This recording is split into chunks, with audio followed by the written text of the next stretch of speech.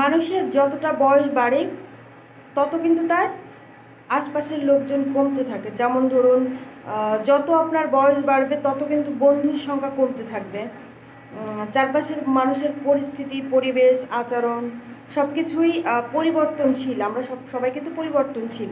তো যত বয়স বাড়বে তত কিন্তু বন্ধুর সংখ্যা কমে যাবে। চারপাশে আশেপাশে সবার আচরণ পরিবর্তন হয়ে যাবে। তো যত বয়স বাড়বে তত কিন্তু স্বজনপ্রীতিটাও কমে আসবে।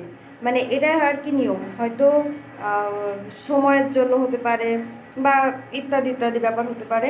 তো দেখবেন আপনি যখন খুব ছোট ছিলেন তখন কিন্তু ধীরে ধীরে আপনার পরিচিতি বাড়ছিল, আপনার বন্ধুদের সংখ্যা বাড়ছিল। এখন সবাই বিজি, মানে কর্মব্যস্ততায় বিজি থাকে।